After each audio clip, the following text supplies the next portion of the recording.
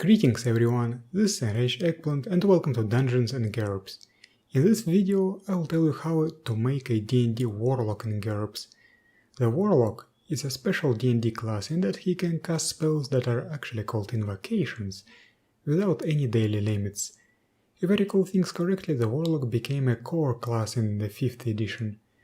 Since I abolished Vancian casting in GURPS, the Warlock will be very similar to the Sorcerer. To differentiate them, I suggest looking at the Warlock's flavor. Warlocks gain their power from a pact forged with an Archfiend or a similar entity. However, the Demon Lord or the Archdevil that grants the power doesn't really ask for anything in return. I always hated that, it didn't make sense to me, so in my interpretation I fix it. For Warlock spellcasting I use sorceries as a system with only a few adjustments, and here they are. Alternative rituals from GURPS Thaumatology Sorcery page 7 are in effect. Optionally the GM may allow the additional rituals from Super Sorcery, that's an article from Pyramid 3 105, on a case-by-case basis. This is a permanent change to how your character works magic. However, experience has shown that it can be unbalancing for sorcerers to invoke alternative rituals to cast repeated spells with no FP cost in a fight. Because of that, the following rule is in effect. Every Warlock spell with no FP cost takes the longer of normal casting time, or 1d plus 1 divided by 2 seconds to cast, rounded up. Roll for this when beginning to cast. If you don't like the result, you can abort, wasting your action this turn. In most non-combat situations, you can simply ignore this limitation. This house rule was invented by Jason Levine, and I will link his original post in the description.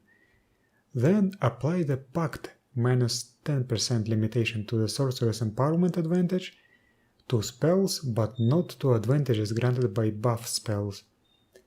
This represents the Pact made with the otherworldly powers to gain the spellcasting abilities. The new limitation requires you to take a minus 10 point disadvantage. Evil powers, that typically grant powers to Warlock, usually require such disadvantages as intolerance or a heinous major vow, for example to sacrifice a living human on the night of the full moon. As long as you do not transgress, an evil power usually lets you do as you please, but it will revoke your power instantly should you forget to perform the required deeds. It usually will turn on you, cursing you or making your life difficult in a different way, but getting the favor back should be relatively easy, a single killing or desecration for example. Warlock spellcasting is subject to repeated attempts, that's a rule from page 159 of GURPS powers. I like this rule in general and most of my spellcasters are penalized like that. When rolling a critical failure on a casting roll, use a diabolic or horrific table from page 258 of GURPS Thaumatology.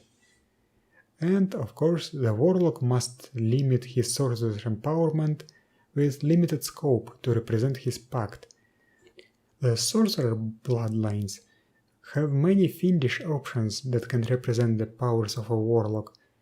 From my list of bloodlines I have found the following fiendish bloodlines that seem appropriate for Warlocks. Abyssal, Avari, Bernaloth, Chaos Sentinel, Carontes, Demodant, Div, Infernal, Shadow Demon, and Yugoloth.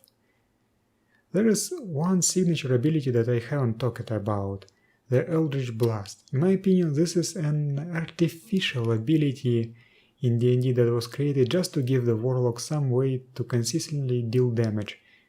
I would omit it in GURPS unless such attacks are appropriate for a chosen scope limitation. In that case, that would just be a spell. If you do not want that, then treat it as a burning attack with no incendiary, minus 10%. Assign a skill to it, and allow using power techniques to change the attack's properties. Then you will accomplish exactly what the Eldritch Blast invocations do in D&D. And that's it. The Warlock is not a complex class, it is easily adapted. There are some prestige classes that represent something of a redeemed Warlock or a good Warlock, but again I do not like that personally.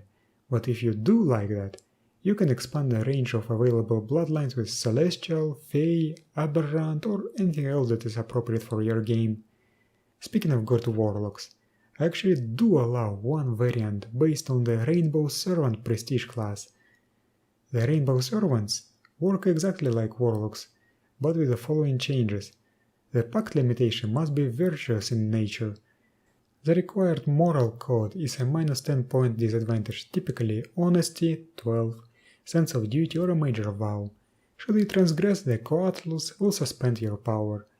But since they are benevolent, they won't cut you off if this would endanger you, save for the most egregious of sins. To make amends, you must offer significant penance, up to a month of fasting, questing, or equivalent. A Rainbow Servant must limit his sorcerer's empowerment with limited scope to represent his pact.